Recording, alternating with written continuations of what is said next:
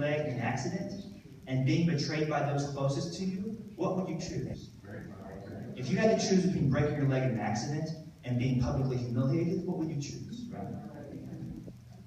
So we have this vulnerability, we have this fear of humans hurting us. Now, this is part of our shared humanity. It doesn't matter if you're Japanese or American or British or French or Russian, Iranian, North Korean, South Korean, African, you're from South America, you're from North America, you're from Asia, Australia, Europe, doesn't matter. It doesn't matter if you're Muslim, Christian, male, female, black, white, doesn't matter.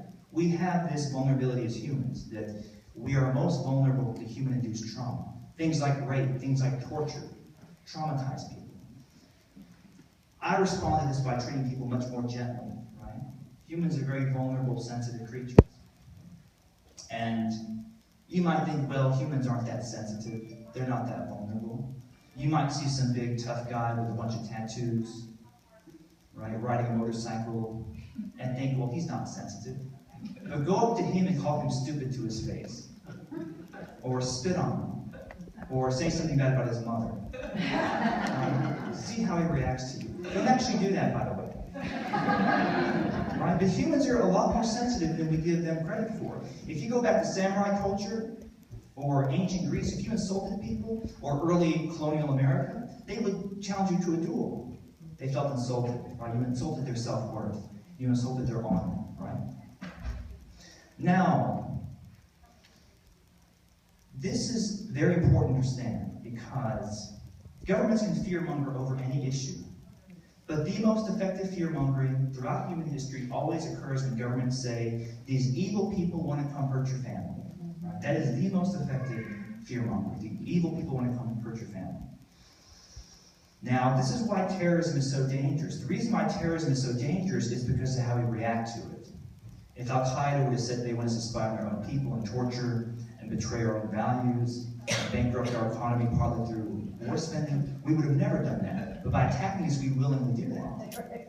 And this is why people are afraid of public speaking, because public speaking, the worst case scenario is, what if I say the wrong thing and the audience becomes aggressive toward me? What if I say the wrong thing and the audience humiliates me, or laughs at me, or makes fun of me, or verbally or physically assaults me, right?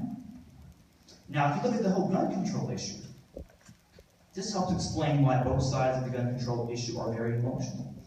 And both sides actually have common ground. If you were to ask an anti-gun control person, I know many anti-gun control people, if you were to ask an anti-gun control person, why should you be allowed to have a gun?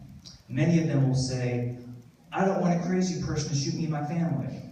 If you were to ask a pro-gun control person, why should we restrict guns? Many of them will say, I don't want a crazy person shooting my family.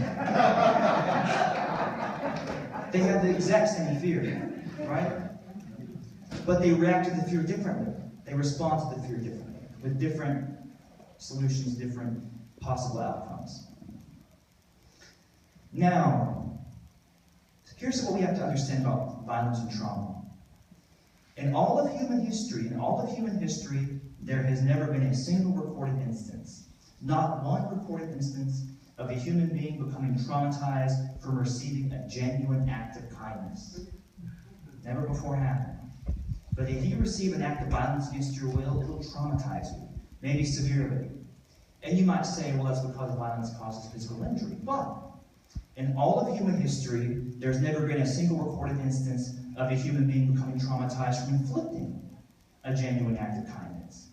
But many, many people become traumatized from inflicting violence.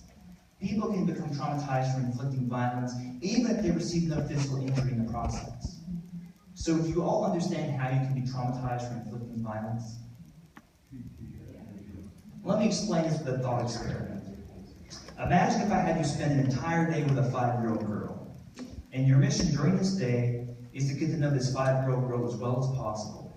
Find out what does she want to be when she grows up. Does she have a pet? What's her pet's name? Does she have siblings? What are her siblings like? What are her parents like?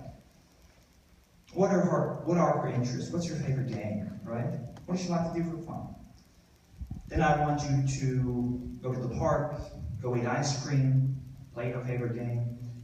Get to know this 5-year-old girl as well as possible. Now, at the end of this day, I want you to look the 5-year-old girl in the eyes, and without blinking or turning your head, I want you to take a hammer and bash her skull in. Around 98% of the human population will become traumatized from inflicting an intimate act of violence. And I mean severe trauma. But what if you know nothing about the girl? What if you don't spend the entire day with her? The percentage of people traumatized will decrease slightly.